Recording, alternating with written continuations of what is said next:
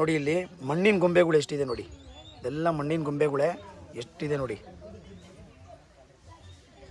ಇದೆಲ್ಲ ಮಣ್ಣಿನ ಗೊಂಬೆಗಳೇ ಎಲ್ಲ ಬಂದು ಬೇಡ್ಕೊಂಡು ಈ ಒಂದು ಜಾಗದಲ್ಲಿ ಇಟ್ಟಿರೋ ಮಣ್ಣಿನ ಗೊಂಬೆಗಳು.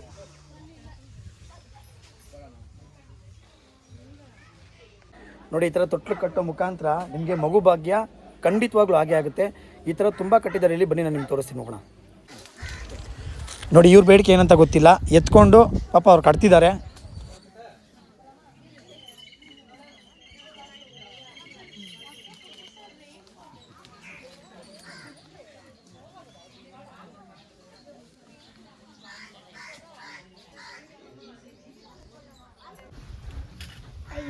மூணை எடுத்துக்கணும்ண்ணா, மூணை எடுத்துக்கிட்டு மொல்லமாக விடணும். அந்த மூணு ஒன்றை நினச்சிக்கணும். எது நம்ம நினைக்கிறோமோ அதே கடைசி வரைக்கும் இருக்கணும். இருந்துச்சுன்னா நடக்கணும்னு நினச்சா வரும், அப்படி இல்லைன்னா உள்ளே போயிடும்.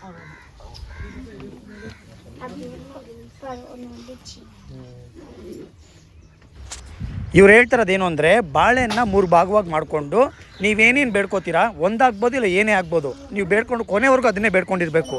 ಬೇಡ್ಕೊಂಡು ನೀವೇನಾದರೂ ಬಾವಿ ಒಳಗಡೆ ಈ ಬಾಳೆನ ಬಿಟ್ಟರೆ ಬಾಳೆನ ತೇಲ್ಬೇಕು. ಬಾಳೆನ ತೇಲಿದ್ರೆ ನೀವು ಬೇಡ್ಕೊಂಡಿರೋದೆಲ್ಲ ಆಗುತ್ತೆ ಅಂತ. ಬಾಳೆನೇನಾದರೂ ಮುಳುಗೋದ್ರೆ ನೀವು ಬೇಡ್ಕೊಂಡಿರೋದು ಆಗಲ್ಲ ಅಂತ.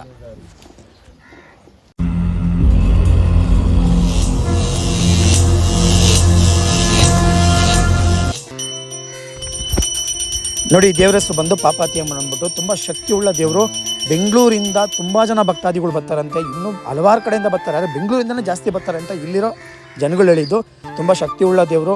ಬನ್ನಿ ನೀವು ಒಂದ್ಸತಿ, ನಿಮಗೂ ಒಳ್ಳೆಯದಾಗಲಿ. ವಿಡಿಯೋನ ಕೊನೆವರೆಗೂ ನೋಡಿ. ಈ ಥರ ಪವಾಡ ಇರೋ ದೇವಸ್ಥಾನಗಳಿಗೆ ನೀವು ಬರಬೇಕು, ಯಾಕಂದರೆ ನಿಮಗೂ ಯಾರಾದರೂ ಮಾಡಿಸೋರು ಇರ್ತಾರೆ. ಸೊ ಅದರಿಂದ ಈ ಥರ ದೇವಸ್ಥಾನಗಳಿಗೆ ಬಂದರೆ ನಿಮಗೂ ಒಳ್ಳೆಯದಾಗುತ್ತೆ. ಪಾಪಾತಿ ಅಮ್ಮನ ದೇವಸ್ಥಾನ ಅಂತ ತಮಿಳುನಾಡಲ್ಲಿ 3-4 ಕಡೆ ಇದೆ. ದಯವಿಟ್ಟು ಯಾರು ಕನ್ಫ್ಯೂಸ್ ಮಾಡ್ಕೋಬೇಡಿ. ನಾನು ವಿಡಿಯೋ ಕೊನೆವರೆಗೂ ನೋಡಿ, ಹೆಂಗೆ ಹೋಗಬೇಕು ಅಂತ ನಾನು ನಿಮ್ಗೆ ಕ್ಲಿಯರಾಗಿ ತೋರಿಸ್ತೀನಿ. ನೋಡಿ 365 ದಿನನೂ ಈ ಬಾವಿಯಲ್ಲಿ ಹಾಲು ಥರನೇ ಇರುತ್ತೆ, ಯಾವಾಗಲೂ ಹಾಲು ಥರನೇ ಇರುತ್ತೆ. ನೋಡಿ ಇಲ್ಲಿಂದ ಹರ್ಕೊಂಡು ಹೋಗ್ತಾ ಇದೆ, ಬಟ್ ಆದರೆ ಎಲ್ಲಿಂದ ಬರುತ್ತೆ ಅಂತ ನೀರು ಗೊತ್ತಿಲ್ಲ. ಇದೇ ಒಂದು ಸತ್ಯವಾದ ಪವಾಡ. ಇಲ್ಲಿ ಶುಕ್ರವಾರ ಮಂಗಳವಾರ ಬಂದರೆ ಕಾಲಿಡಕ್ಕಾಗಲ್ಲ, ಅಷ್ಟು ಜನ ಇರ್ತಾರೆ ಇಲ್ಲಿ. ಮಕ್ಳು ಇಲ್ದಿರೋರಿಗೆ ಮತ್ತು ಯಾರಾದ್ರು ಮಾಟ ಮಂತ್ರ ಮಾಡಿಸಿದ್ರು, ಏನೇ ಮಾಡಿಸಿದ್ರು ಈ ಒಂದು ದೇವಸ್ಥಾನಕ್ಕೆ ಬಂದರೆ ನಿಮ್ಗೆಲ್ಲರಿಗೂ ಒಳ್ಳೇದಾಗುತ್ತೆ. ಏನೇ ಬೇಡ್ಕೊಂಡು ಬಾಳೆನ ಹಾಕಿ ಆ ಬಾಳೆನ ತೇಲ್ ಮೇಲೆ ಆ ಬಾಳೆನ ತಿನ್ಬೇಕು. ನೀವು ಅದು ತಿನ್ಬಿಟ್ರೆ ನೀವು ಮಾಡಿಸಿರೋದೆಲ್ಲ ಹೋಗ್ಬಿಡುತ್ತೆ, ನೀವು ಬೇಡ್ಕೊಂಡಿರೋದು ನಿಲ್ಲಿರುತ್ತೆ. ಏನೇ ಒಂದು ಹೊಸದಾಗಿ ಕೆಲಸ ಕೈ ಹಾಕಿದ್ರು ಆ ಕೆಲಸನೂ ನಿಮ್ಗೆ ಆಗ್ಬರುತ್ತೆ. ಬನ್ನಿ, ಆ ಬಾಳೆನ ಹೆಂಗೆ ಹಾಕಬೇಕು, ಆ ಬಾಳೆನ ಹೆಂಗೆ ತಿನ್ನಬೇಕು, ಆ ಬಾವಿ ಹೆಂಗಿದೆ ನಿಮ್ಗೆ ಕ್ಲಿಯರ್ ನಾನು ತೋರಿಸ್ತೀನಿ. ಬನ್ನಿ ಹೋಗೋಣ.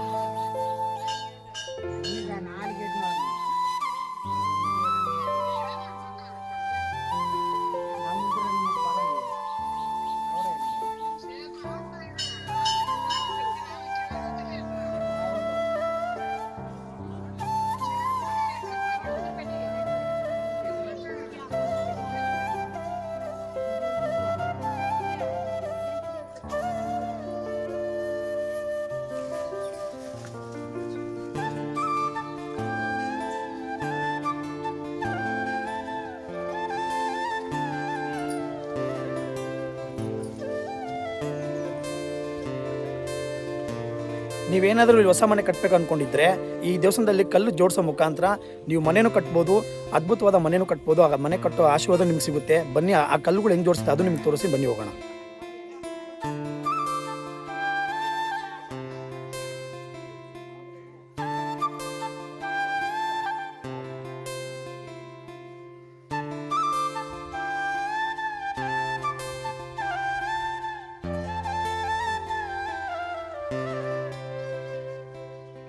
ಇಲ್ಲಿ ಮಕ್ಕಳಿಗೆ ಏನೋ ಬುದ್ಧಿ ಏನೋ ಕಮ್ಮಿ ಇದ್ದು, ಬೇರೆ ಏನೋ ಕಾಯಿಲೆಗಿಲ್ಲ ಇತ್ತು ಅಂದರೆ ಇಲ್ಲಿ ಹೊರಗಡೆ ತೊಟ್ಲಿದೆ.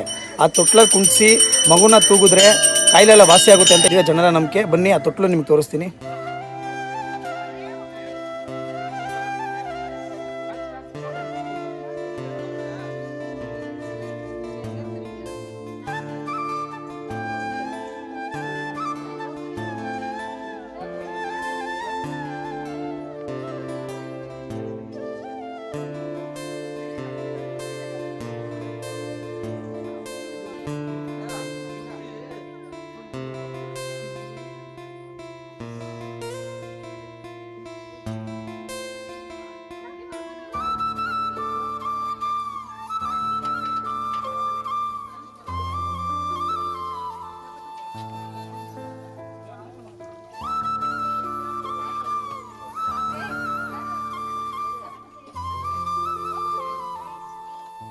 ಇಲ್ಲಿ ಮರಕ್ಕೆ ತಾಳಿ ಕಟ್ಟೋ ಮುಖಾಂತರ ನಿಮಗೆ ಮದುವೆ ಬಗ್ಗೆನೂ ಆಗುತ್ತೆ, ಇಲ್ಲಿ ತೊಟ್ಲು ಕಟ್ಟೋ ಮುಖಾಂತರ ಮಗು ಬಗ್ಗೆನೂ ಆಗುತ್ತೆ. ಅಷ್ಟು ಶಕ್ತಿಶಾಲಿಯಾದ ದೇವಸ್ಥಾನ ಇದು.